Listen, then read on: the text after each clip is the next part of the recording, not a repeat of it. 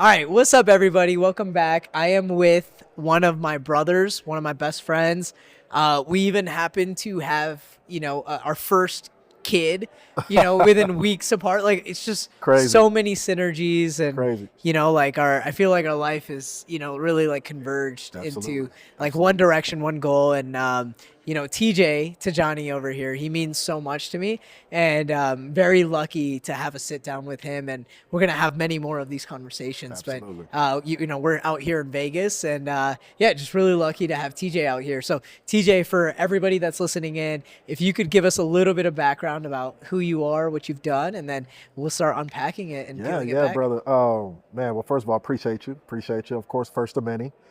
Big congrats on everything that you're doing so far and growing this platform itself. Originally from Nigeria, grew up here in the United States in Houston, Texas. And I'm a Houston boy through and through. Went to University of Houston as well, and started cutting my teeth in real estate. Actually, not too long after I graduated, I was an engineer for some time, about 5 years. And I started kind of moonlighting and doing some wholesale deals, started doing some long-term bond holds with single family, learned about how to invest with hard money, started doing hard money deals. I would keep some, I would sell some. And then 2017, of course, as the oil and gas market took a tank, and when it started costing more to produce hydrocarbons and crude oils than it cost to sell it, then people were getting laid off. And so I was laid off in 2017, and I decided to go all into real estate then. And now I started cutting my teeth in the Airbnbs. I saw a video about how you can earn more money doing short-term rentals versus long-term rentals. And then I started doing Airbnbs, and I haven't looked back since. And now that kind of pipeline from Airbnb slash STR into the boutique hotel space, I definitely fit that mold in the natural order. So I think for me, when I started looking at my Airbnbs and on my portfolio, and I started purchasing duplexes and triplexes and realized that, man, I want multiple doors in one location. That's kind of what piqued my interest in boutique hotels. And then we got connected after I spoke at the Clever Summit back in 22. And then me and you had a sit down, and we connected through a mutual friend, Vina. And it's just been, we've been brothers ever since, bro. And Yeah.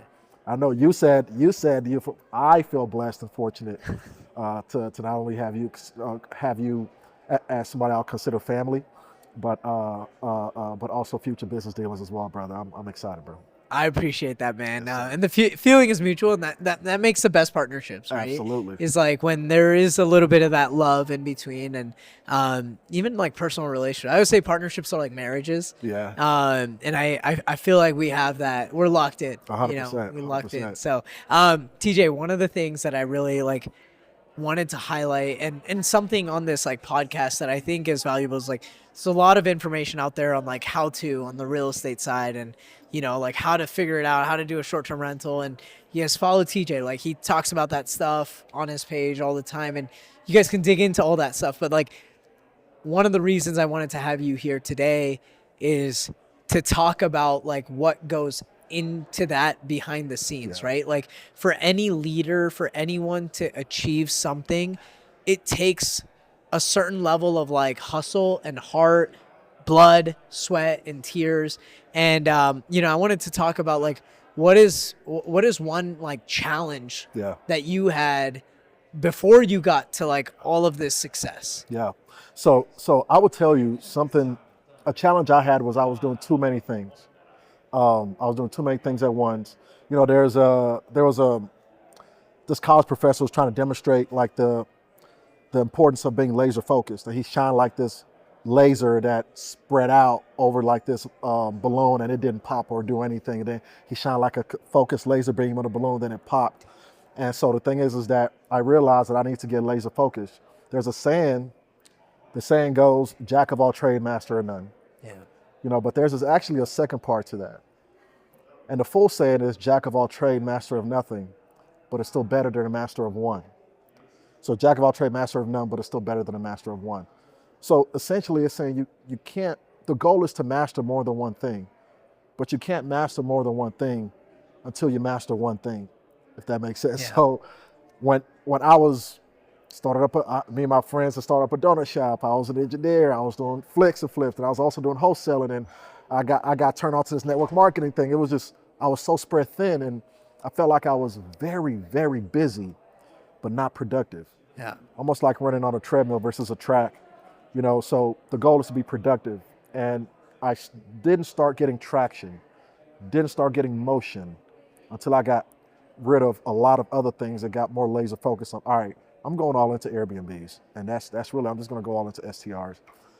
And that's when things started shifting for the great for me. So I would say not doing too much, not being spread too thin. Yeah. The goal is to have your hands on multiple things, but get laser focused on one thing, fire yourself, right?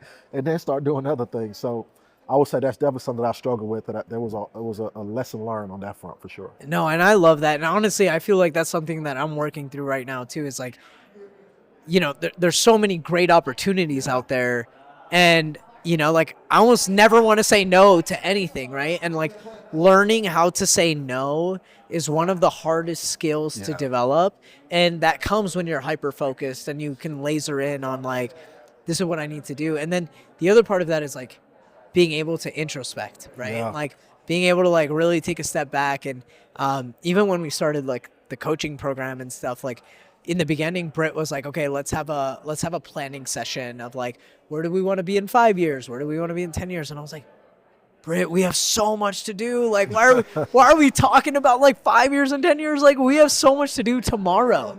We have so much to do today, right? And it's that's so important that allows us to be like, hey, this is outside of the purview of like what we're working on. And so it's like, no. And no doesn't mean no forever. It's just no right now, right? And like Absolutely. being able to stay in the lane. So is that something that you're still working on, or is... Absolutely. It's definitely something I'm still working on. Like you said, it's definitely hard to say no.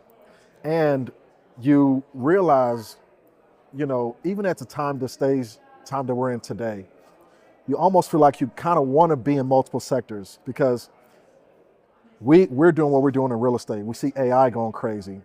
And we know that's going to be at a different place in 5 years, 10 years from now. So you feel like, man, I want to feel like I need to have my toe in that too. And then you realize that like, man, okay, AI is taking a bunch of jobs too. So man, I need to start a boring business. Man, I need to start a business that I know is AI proof. Like, so it's just different things that you feel like, man, I want to dip my toe in that. So it's definitely 100% something that I am still working through right now for sure. Yeah, no, that's awesome, man. And yeah, I mean, I think every entrepreneur, as you continue to grow and scale, there's always going to be challenges. Yeah. There's always things that you're working through.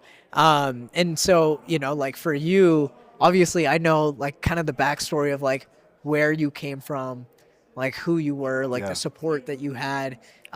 Would you mind sharing a little bit of that? And it's not something that you talk about a lot, right? And I think it's important because it's one of the reasons that I have so much respect for you and what you've created. Yeah. No, it was tough because I'm the first in my family to go to college.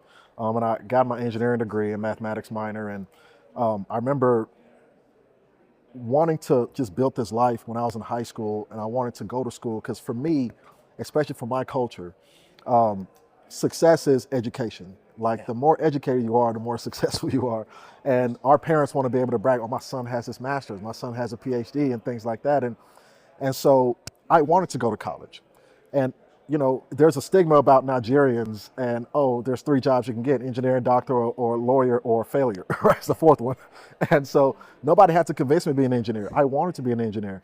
And so for me, going to school was one of the hardest humps because coming here as a kid from Nigeria, we came here on a visa, and it was really, really tough being able to get into college because at the end of the day, they wanted me to every college I got into, which I got into every school I applied to in the state of Texas, but of course you had to pay out-of-state fees because you didn't, even though you were here legally, you're not a citizen. And so a lot of these things require you to be a citizen. So I had a challenging time getting to school to where I didn't have to pay out-of-state fees. Now, what was great is that this is why it's really important to for one, talk to people, communicate, a network, because it was just one person that said, listen, I want to give you a shot. And I was able to get into school while paying in-state tuition. Because I was able to connect with one of the deans that worked at the campus. Now, what was interesting is that even though that was the case, now there was still the other challenge of actually figuring out how to pay for it. So Um, I This is one of my favorite stories, guys. So if you're passively listening, like lock into this part. so then there's the part, and I never forget. I remember when because I received a Dell scholarship out of high school. Yeah. The Dell scholarship, which was $20K to go to college, plus a free Dell laptop, and I was one of one of four out of the entire district to receive this scholarship, only to get a letter in the mail 2 weeks later that oh man, we know your situation, but you got to be a citizen of the United States to receive this. And so they took it away and gave it to somebody else, and that crushed me. That crushed my mom because we're all excited. Heck, my mom wanted to throw me a little even just help my sons go to college, like So, but and I guys, sorry, I'm gonna interrupt you right there, but like, especially people from my community and my like background, like, it's difficult to like put ourselves even in that position because our parents came from India and saved every penny that they had, so that way, and it's similar to you, like education is success, right? And so they saved every penny that they had to just for nothing else, but it's like we are gonna make sure our kids get educated. Period. Like. And it's like that's all they did. They didn't go out for dinner. They didn't enjoy. They let their 20s go, their 30s go, their 40s go, just so that we could live that life. Yeah. And so it's really difficult to imagine. But like, I feel like, dude, everything was stacked up against you at this point. And even when you catch a break, it was like, no, like you got the scholarship. You get your hopes up, and you can get your hopes up. You got the letter. You already got the scholarship, right? And you got a laptop, right? It's like, and it's like I feel like I was more excited about the laptop than anything. Yeah, and it's like a toy, right? And it's like probably no one else had one. Yeah. And then to get that rug pulled out of it, like tell me about your mindset, right? Like, tell me about your mindset. It was probably one of the most gut-wrenching things. And then on top of that, people at my school knew I received a scholarship because I'm the only one in the school that got it. Yeah. One of the four in the district. So people knew the school. I was in a college prep class called AVID that kind of, you take like AP classes and they all knew about it. They all congratulated me. Like they had this whole segment for me in the class. Congratulate TJ, he received the Dell Scholarship. And so, that rug pull was insanely tough. Yeah. And so I honestly, for me, I feel like that's when I realized that I was more solutions driven than anything. I just started going back and just writing back scholarship letters and trying to write back letters to get more scholarships and things like that. And it crushed. I feel like it crushed my mom more than anything. Single mom, raised 5 of us. So for her, this was a huge deal. And then I remember signing up for orientation to University of Houston, and I told my mom, I said, "Mom, I'm signing for orientation." She said, "Well, how are you going to do that? We have no way to pay for college. Like, I have no way to pay for your school." Yeah. I said, "Well, I came this far. Like, look how far I came. I could figure this part out. Like, let me go." In my mind, I said, "Okay, maybe now that I'm a student, I actually got in. Maybe I could work with the university." And so I went to orientation, and I went to the financial aid office. And everybody was signing up for classes. When you sign up for classes, they need that tuition paid. Like when you sign up for classes. So I went up there and I said, "Hey, I'm trying to see if there's any kind of financial aid through the campus that I can get because I know that you guys give out financial aid." And I told them my situation, and they said, "Well, you don't qualify for the financial aid that we'll give, but you can defer your payments to the end of the semester. And you just pay interest on top of it." And I said, okay, what? How much interest? They said 5%. So me being a math guy, like I was pretty decent at math, and I said, okay, 5% is not bad. Okay, defer it. Can you defer it like right here, right now, so I can sign up for classes? She said, yeah, that's why we're here. So they right then and there, I was able to get my tuition covered for the end of the semester, and I was able to sign up for my class for the first semester at University of Houston, and I was like, great, awesome. Not sure I'm still gonna pay for it at the end of the semester, but I'm moving the needle at the end of the day. So I called my mom. I said, "Mom, I moved the needle again. This is what happened." And what I did was I went to every department store, every store in the mall, every Burger King, McDonald's, within like a 45-minute drive from the campus. And there was a mall I went to in Houston called Alameda Mall, about 20 minutes away from campus. And I went in there, and I was going to different department stores applying to work there. I stepped into the foot action, and I talked to the guy. His name was Aaron, super cool. He said, "Listen, you know, I can't pay you since you don't have like you don't have the valid things that I need." He said, "So I can't pay you like everybody else and with salary and commission, but if you're willing to just take commissions, then we can work with that." So ended up saying, "Okay, let's do it." I became the hardest worker, like the hustler. And that's when I realized that I really had an entrepreneurship spirit, because I started making money 3 different ways at that store. We would, every 2 to 3 months, they would discount all the apparel to make room for new apparel. So they discounted the apparel. I would literally add my employee discount of 30-35%. So I'm getting these $50 shorts for like $5, $10, and I would take them to the dorm rooms on campus, and I would sell them for 35, $40. They wholesaled for 60. They retailed for 60. So I was essentially wholesaling this, and I didn't realize I was wholesaling. Yeah, that's what I was gonna say. It's like, dude, wholesaling shorts to like Luda's shirt, the rentalpreneur, right? Like, that's insane, dude. I was doing that. And at the time, if you remember, the retros were a huge thing at the time. The Jordans were massive. This was still at the time where people would line up around buildings to buy shoes, which I never understood for the life of me, but people did it. And so in the store, we got all the new retros that came in. We were one of the stores that received all the new retros. And so we had a running list of people that we held the shoes for that didn't have to stand in line. So I had 5 people that I was allowed to, with my manager, like we all were in on it. Yeah. And so we held these shoes, and we charged $500 just to hold it. And then it didn't go towards the cost of the shoe. You still got to pay for your shoe, but you didn't have to stand in line and wait and camp out at 3, 4 in the morning.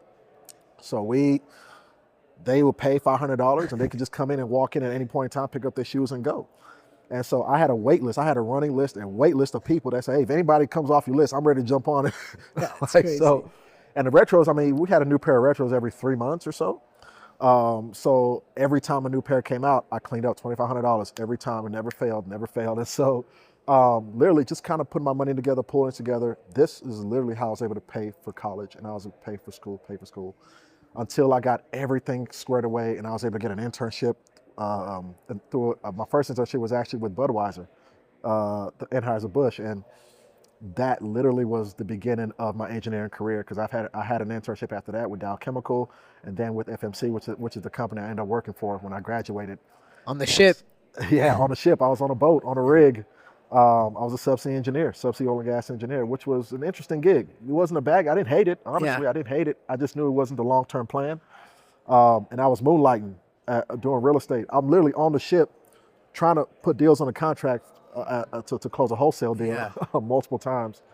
And that was a definitely interesting time. And I feel like it taught me so much about myself.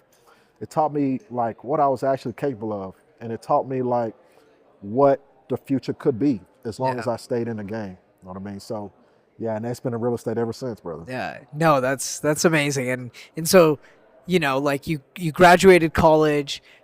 Is that when things started clicking and like everything kind of fell into place? Yeah, Or... I graduated college. A friend of mine that I was in college with, he said, "Man, TJ, I'm looking to purchase this rental property." Yeah. He said, "Man, you're a hustler, bro. Like, I watched you put yourself through school. Do you want to like look into this deal with me?" And so that was kind of what turned me on to real estate. Yeah. And then I started learning about long-term holds, and I started trying to analyze deals doing that. I started learning, for one, how do you buy a house just on a traditional, regular way? How do people buy it? Yeah. Then I learned how to start doing something creative and start leveraging hard money loans and private money and things like that. And so that's when I really started cutting my teeth. And my first deal was actually a buy and hold. It was a long-term buy and hold. It was the first deal I bought. The second deal was a wholesale deal. And then I started wholesaling, which... From shorts to rentals. Exactly. And my first wholesale deal was taught me a lot as well, because I sent out yellow letter marketing. Within 2 weeks, I had my first deal. Dang. Within 2 weeks. What year was this? This was in 2015. Okay. I had my first deal, and I closed my first wholesale deal. I made $7,000 on that wholesale deal. I said, "Oh my God, I'm quitting my job next year. Like I'm about to run this up." And I did the same exact thing. I worked just as hard. No, after that deal, no other deal came. No other deal came. No other. I'm like, man, now all the money I made, I done exhausted it in marketing efforts, and no other deal came. If you were to ask me, because I told you, it took me 2 weeks to close my first deal. You were to ask me how long it took me to close my second deal. 6 months. Yeah. To close my second deal. And so it's interesting when I hear people, like people will come to me all the time, teach, I want to do Airbnb. It just seems easier than wholesaling. It just seems easier than this and what I'm doing right now. I said, well, how long have you been doing it? Right? Because the fact is, it works. Everything works. It all works. Yeah. The question is, do you work? Right? And that's the thing. So when I ask them, well, how long you been doing it? Well, man, I've been wholesaling for like a month, a few weeks. And I tell them my story. I'm like, look, it's a hustler's game. And a lot of times it requires more consistency than you think. Yeah. And so, and I tell people, like, you're going to come into STR and Airbnb thinking it's sunshines and rainbows over here, then you're going to get kicked in your teeth again. Then what you going to do? Right? Yeah. So I think going into it, understanding that it all works, you'll find challenges in every strategy, and you just got to figure out what works for you and go all in. No, that's amazing. And I want to take it kind of a step back and, like looking at your story overall.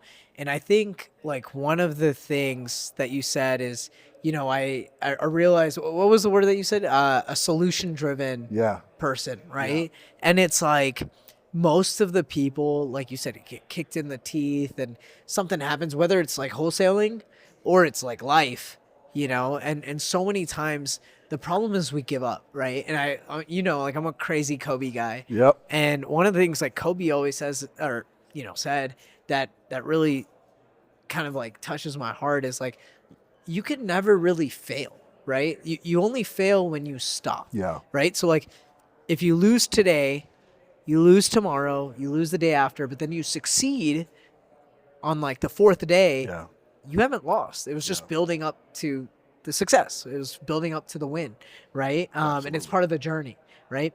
When you quit, when you stop after that loss, like that's when you've really failed. Yeah. Like that's when you take the L and you walk away. Absolutely. Right? And I feel like when you got that scholarship pulled away, when the dean said like we can't do anything, like we could just defer it, whatever. If you take the L at that moment and you walk away, like that's when you fail. And what you did was like, I love this analogy. Is like when you're walking through the woods and you don't know where you're going, it's lefts and rights and all that stuff, and it's nighttime and you have a flashlight in front of you. The flashlight doesn't illuminate the entire path, right? It just shows you like the next 3 steps in front of you, right? And so it's like having that flashlight and taking 2 steps at a time.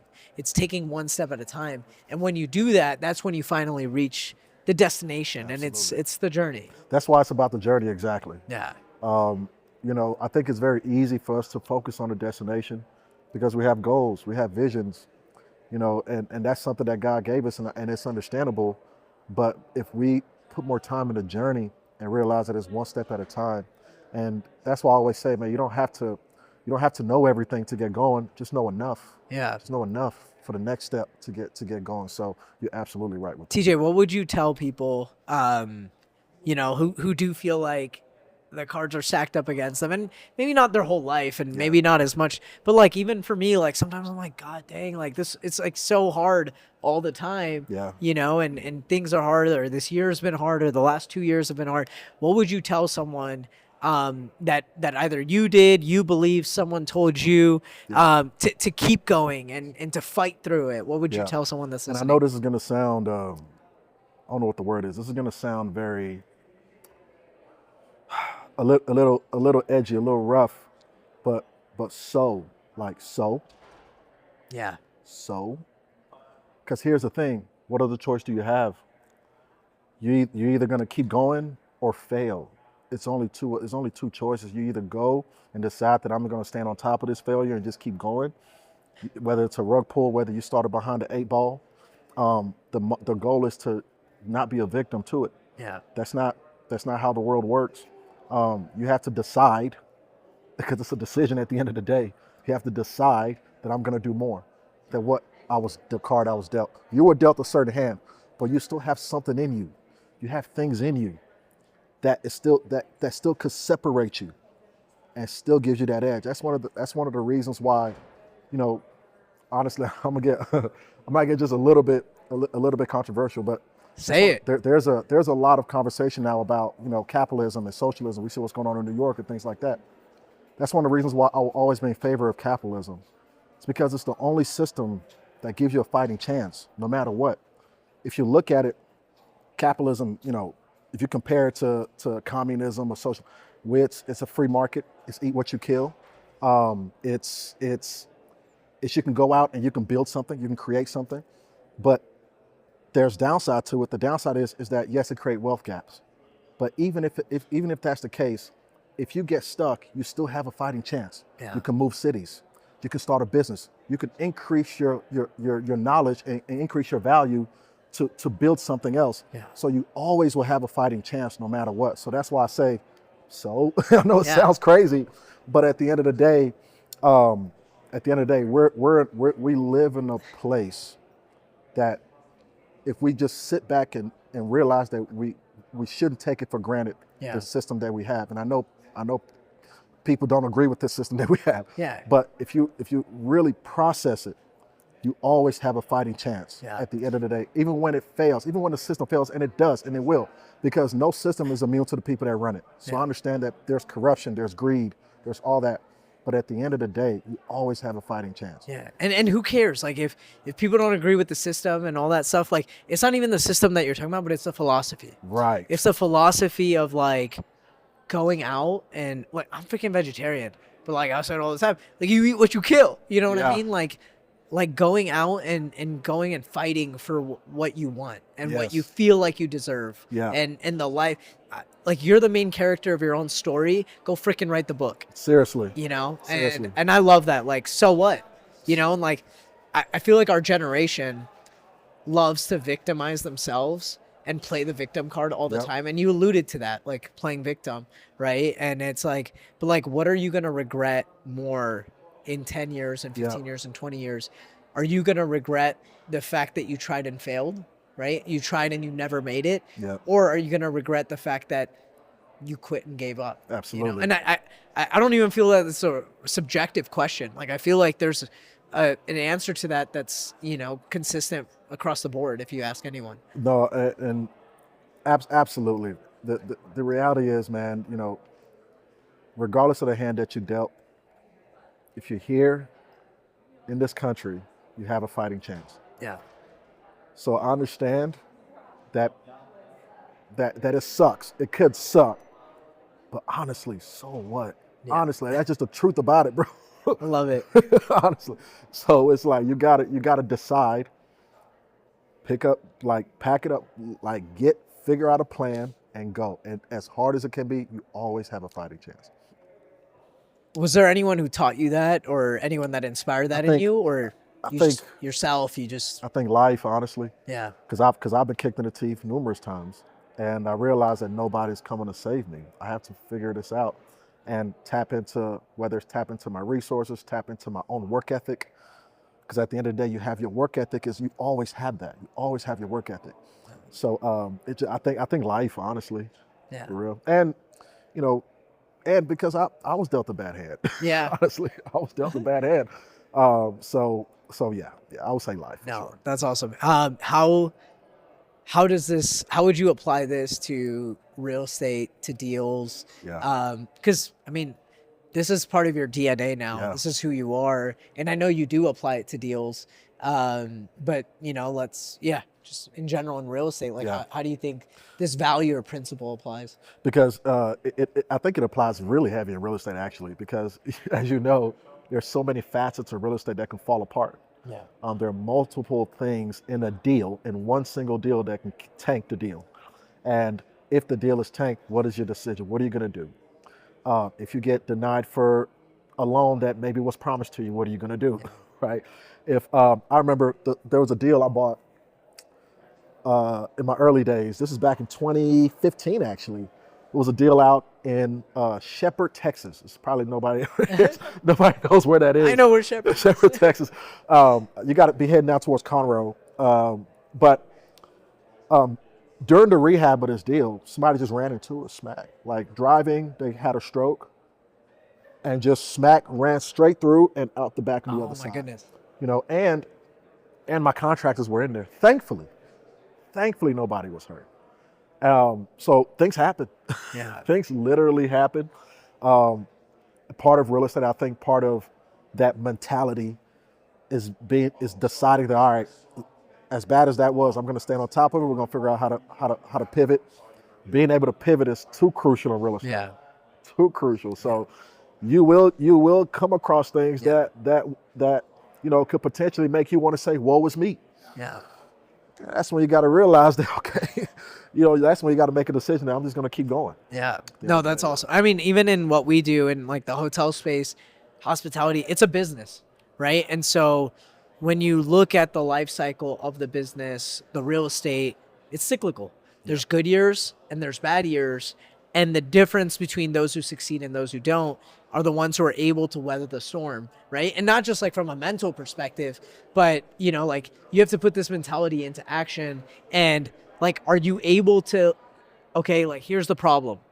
What can we do? Like look at the P&L, study the P&L, break down each line item. Okay, cool. We got to save money. Our light bill's high, Yep. Can we unscrew the light bulb? Like if there's 3 light bulbs in the sconces, can we unscrew one of them and it still gives enough light, right? Like marginal differences, but it's like, you gotta be a dog, bro. Like you gotta go crazy. And like, that's the difference, right? That's the difference between people who like make it big and who don't. Like, like we always see that picture of like Jeff Bezos in his garage, like literally selling stuff out of his garage, and like, where is it now? But like, it's because he was ready to like hustle and dial in. And so even in real estate, we have to be able to like make those hard decisions. And some of it, it's like, operationally, some of it is like saying no to a deal. Some of it is like stop losses and knowing when to back out and walk away and, putting that time somewhere else. So absolutely. Love it. No, it's huge facts. We come across a lot of that in the deals that we look at for sure. Yeah. So, No, that's awesome, man. TJ, I love the story. Like, so what, we heard the story. We know what you're doing. What's the next like 10 years for you? Not, like I know you're going to do real estate. I know you're going to continue to crush it. You already have a brand, like you're going to do all that stuff, but like, what does success look to you for the next 10 years? You touched on it earlier with our kids. It's crazy when you said success, immediately my daughter popped in my head. That's the first thing that popped in my head. And success to me in 10 years, I have a 10-year-old that looks up to her dad, that wants to be like her dad, that's following her daddy around and working out with her dad and watching her dad kill it on stage or lead. You know what I'm saying? Like this is when I envision that, that's to me, that's what I feel is success. Is for me is raising my daughter or or kids that I'll have in the future. But for me, that's what I think about. What are 2 words that you hope, like at the end, at the very end, when your daughter gives a speech, what are 2 words that, or two phrases, whatever it is, or 2 phrases that you hope that she says at the end, about you when describing you? It's a heck of a question, brother. I'm proud of you, Daddy. Yeah. Honestly, that's enough for me, brother. That's enough for me, man. For my baby girl, yeah, for sure. Dude, I love it, man. TJ Tijani, and if someone wants to tap in, lock in with you, absolutely. If they wanna follow you, what's the best way to get in touch? Definitely tap in on the socials at TJ Tijani, and tap in with me at TJ Tijani and at TJTIJANI on Instagram. On Instagram. Yes, on Instagram for sure. Love it, bro. Let's go. So we'll definitely have more with TJ. We'll get into the nitty gritty about the real estate, all the other stuff too. But man, thank you. I appreciate you. I love you, brother. I appreciate you having me on, bro. Yeah. It's awesome.